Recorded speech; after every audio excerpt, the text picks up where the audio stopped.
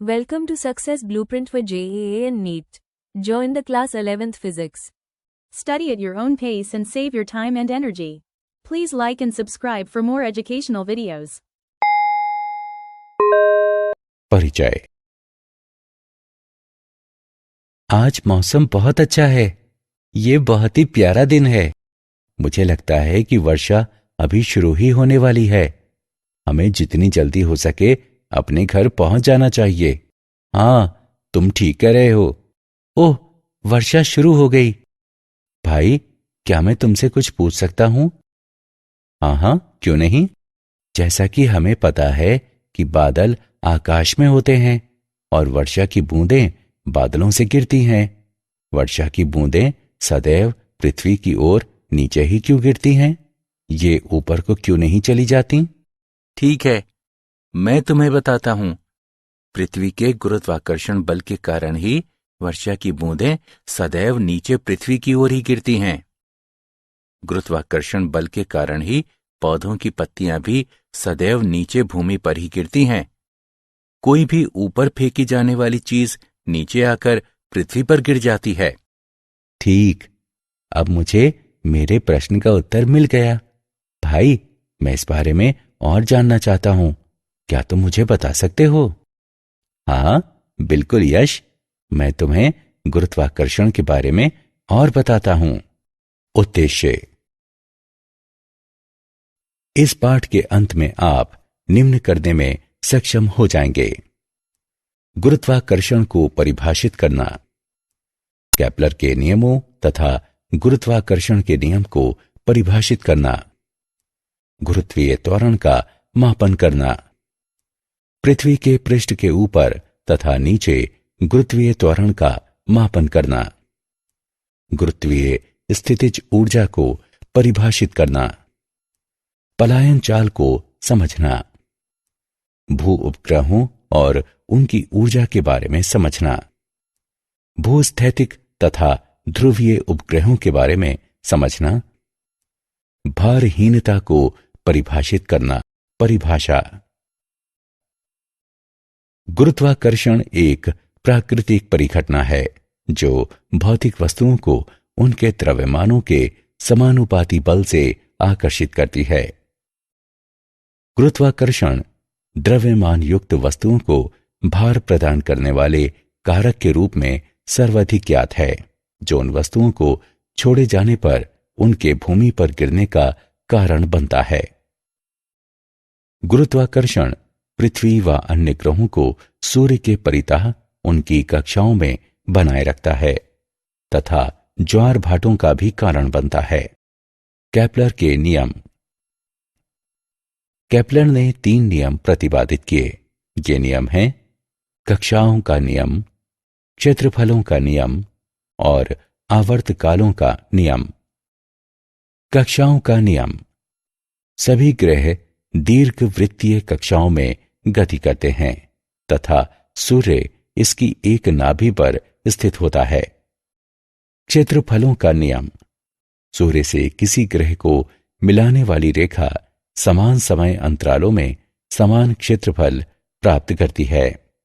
यह नियम इस प्रेक्षण के आधार पर बनाया गया है कि सूर्य से अधिक दूरी होने पर होने के समय ग्रह धीमी गति करते प्रतीत होते हैं, जबकि सूर्य के निकट होने पर ग्रहों की गति अपेक्षाकृत तीव्र हो जाती है। आवर्तकालों का नियम।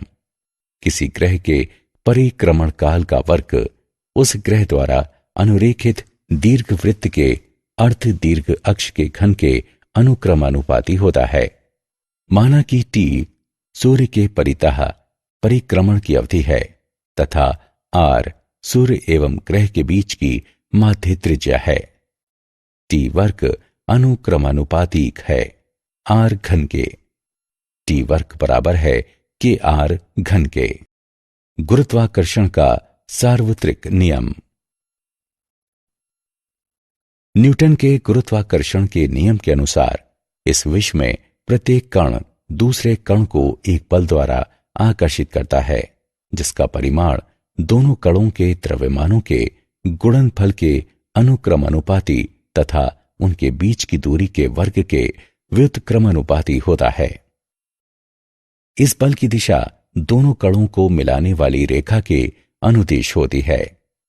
r दूरी से पृथक किए गए m1 और m2 द्रव्यमानों वाले दो कणों के लिए F बराबर gm1 m2 बटे r वर्ग है। नियतांक g गुरुत्वाकर्षण का सार्वत्रिक नियतांक कहलाता है। गोलीय पिंड में कुल द्रव्यमान इसके केंद्र पर संकेंद्रित माना जाता है। अन्य आकृतियों वाले पिंडों के लिए द्रव्यमान के वितरण पर विचार किया जाता है।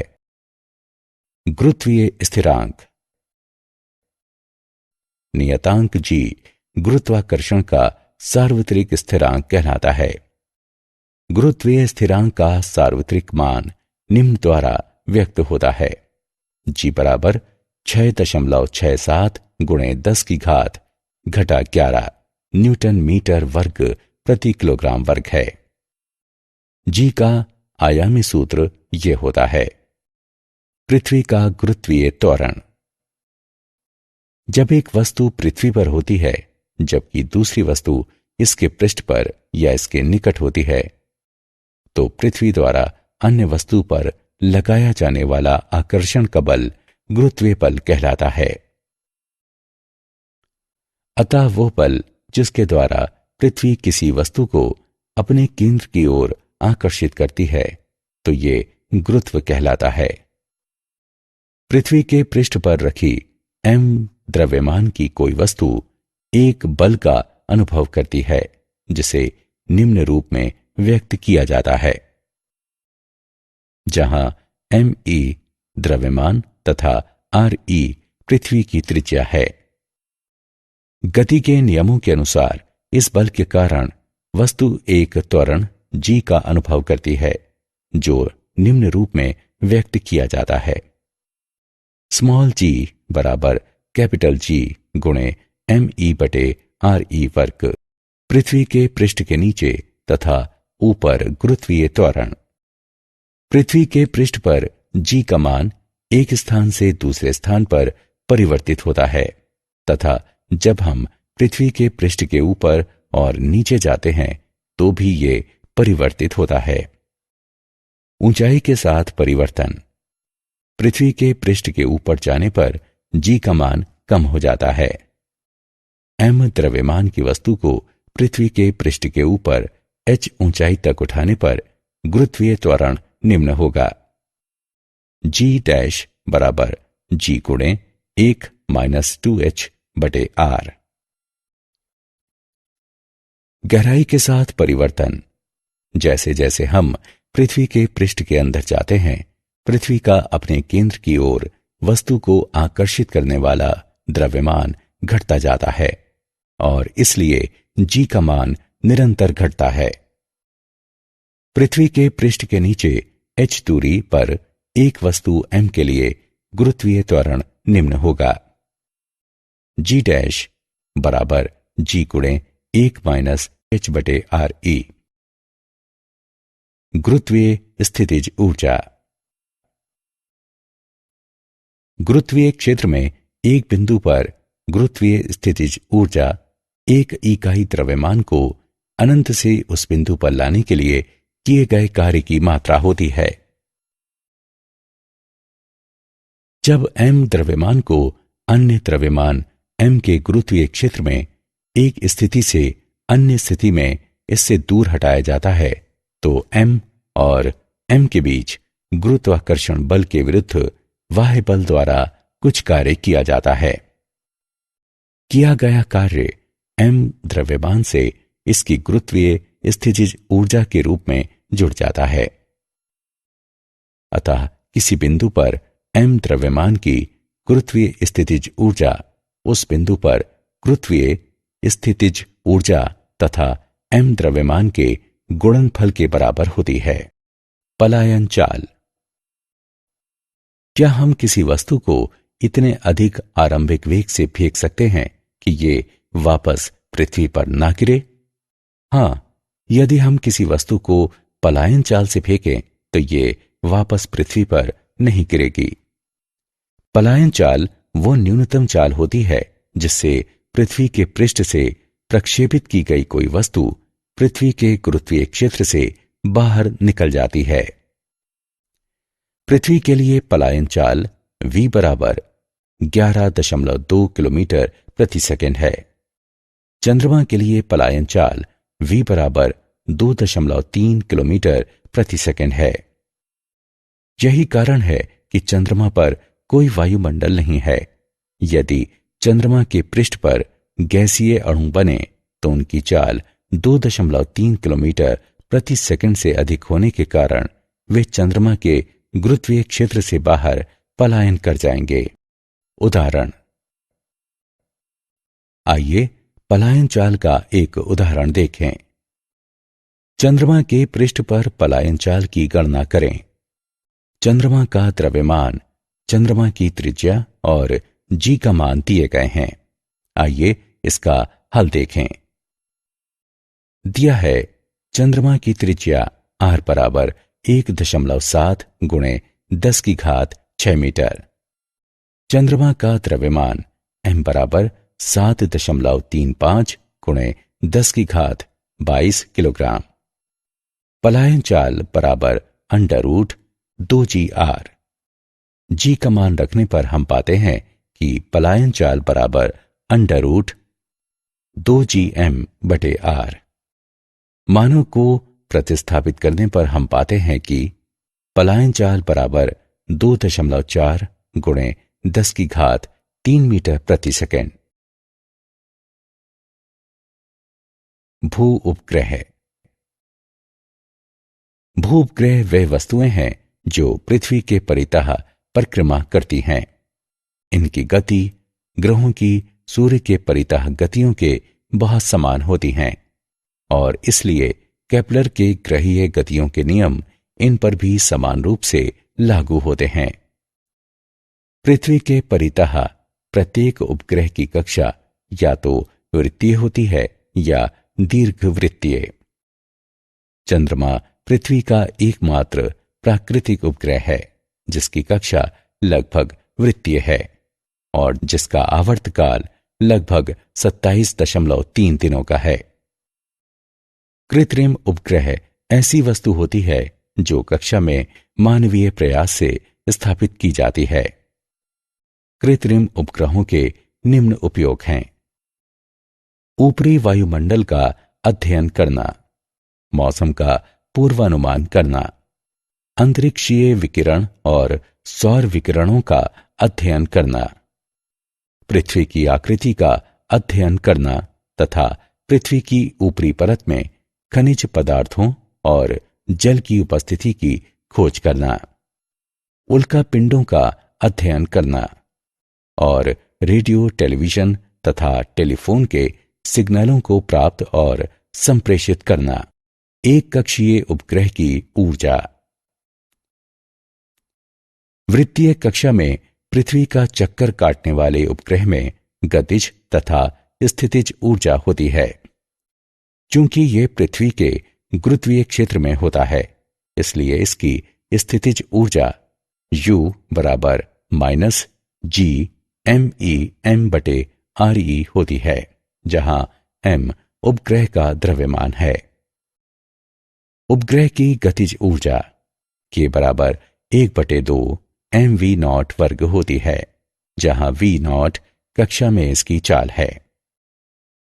वृत्तीय गति के लिए आवश्यक अभिकेंद्रीय बल गुरुत्वाकर्षण द्वारा प्रदान किया जाता है।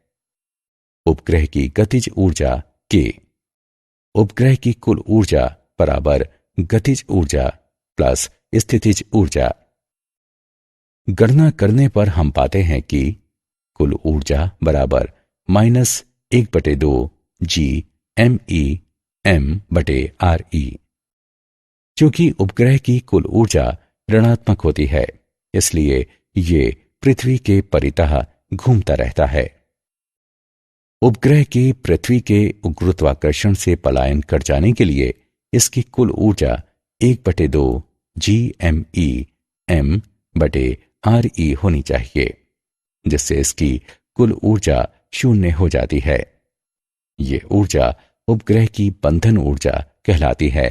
तुल्यकाली, भूस्थैतिक तथा ध्रुवीय उपग्रह।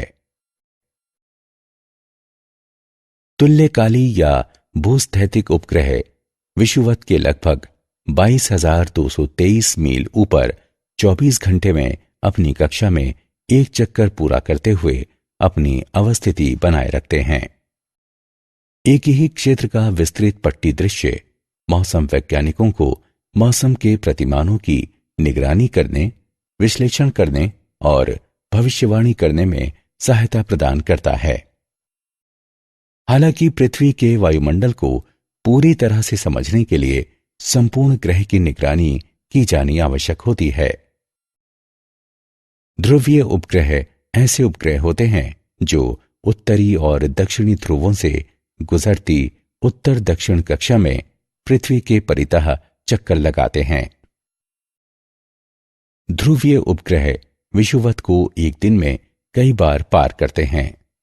ध्रुवीय उपग्रहों के एक युग्म का उपयोग करने से यह सुनिश्चित हो जाता है कि पृथ्वी के किसी भी भाग का मापन 6 घंटे से अधिक पुराना नहीं है। अवलोकित किया जाने वाला क्षेत्र संकीर्ण रहता है, लेकिन ये अत्यंत लाभकारी होता है। मूल्यांकन। आगे बढ़ने से पहले आइए देखें कि आपने अभी तक कितना सीखा। सही विकल्प को उठाकर उसके संगत स्थान पर रखें। भारहीनता। हम जिस तल पर खड़े होते हैं उस पर अपने पैरों के द्वारा लगाया जाने वाला प्रतिक्रियात्मक बल के कारण भार का अनुभव करते हैं। यदि जिस तल पर हम खड़े हों वह तल समान त्वरण से गतिमान हो जाए तो हमारे द्वारा अनुभव किया जाने वाला भार भिन्न होगा। किसी लिफ्ट में नीचे आते समय हम सभी ऐसा ही अनुभव करते हैं। हालांकि यदि किसी नीचे आती लिफ्ट की रस्सियां टूट जाएं तो ये गुरुत्वीय बल के प्रभाव में स्वतंत्रतापूर्वक नीचे गिरेगी और लिफ्ट के प्लेटफॉर्म पर खड़े होने के दौरान हम किसी प्रतिक्रियात्मक बल का अनुभव नहीं करेंगे। अतः हम अनुभव करेंगे कि हमारा भार शून्य हो गया है, या दूसरे शब्दों में हम भारहीनता का अनुभव करेंगे। किसी उपग्रह के अंदर बैठे व्यक्ति के लिए भी ऐसे ही स्थिति होती है। कृत्रिम उपग्रह स्वतंत्रतापूर्वक गिरती वस्तुओं के समान होते हैं। क्या आप जानते हैं? केपलर जोहान्नेस को ग्रहीय गति के 3 नियमों की खोज के लिए जाना जाता है, जो टाइको ब्रेहे और उनके सहयोगियों द्वारा बहुत परिश्रम पूर्वक किए गए प्रेक्षणों पर आधारित हैं। ये नियम सौर मंडल की व्यवस्था का वर्णन करते हैं। गुरुत्वीय बल अंतःक्षेपी माध्यम की प्रकृति से स्वतंत्र होता है। ये अन्य वस्तुओं की उपस्थिति या अनुपस्थिति से भी स्वतंत्र होता है। 2 वस्तुओं के बीच गुरुत्वाकर्षण बल शून्य हो सकता है यदि दोनों वस्तुओं के बीच पृथक्कन अनंत कर दिया जाए। पलायन वेग वस्तु के द्रव्यमान तथा पृथ्वी या किसी अन्य ग्रह से उसके प्रक्षेपण की दिशा से स्वतंत्र होता है। सारांश। आइए हमने जो कुछ सीखा है उसे संक्षेप में दोहराएं। गुरुत्व पृथ्वी का गुरुत्वाकर्षण बल है जो पृथ्वी पर या पृथ्वी की सतह के निकट रहता है। गुरुत्वीय बल 2 कणों के बीच माध्यम पर निर्भर नहीं होता। पदार्थ का एक समान ठोस गोला गोले के बाहर स्थित कण को इस प्रकार आकृष्ट करता है कि पूरे गोले का द्रव्यमान इसके केंद्र पर संकेंद्रित होता है। किसी स्थान पर गुरुत्वीय बल की तीव्रता उस स्थल पर स्वतंत्र रूप से गिरती वस्तु में उत्पन्न त्वरण के बराबर होती है। किसी उपग्रह का कक्षीय वेग उपग्रह के द्रव्यमान से स्वतंत्र होता है। किसी उपग्रह का कक्षीय वेग पृथ्वी या किसी अन्य ग्रह के द्रव्यमान एवं त्रिज्या पर निर्भर करता है, जिसके परितः वह उपग्रह परिक्रमा करता है। भू उपग्रह पृथ्वी के परितः चक्कर काटने वाली वस्तुएं होती हैं। इनकी गति सूर्य के परितः ग्रहों की गति के लगभग समान होती है। ध्रुवीय उपग्रह उत्तर दक्षिण दिशा में कक्षा में घूमते हैं, क्योंकि पृथ्वी पूर्व पश्चिम दिशा में घूमती है। परिणाम स्वरूप उपग्रह पृथ्वी के संपूर्ण पृष्ठ का परीक्षण करता है।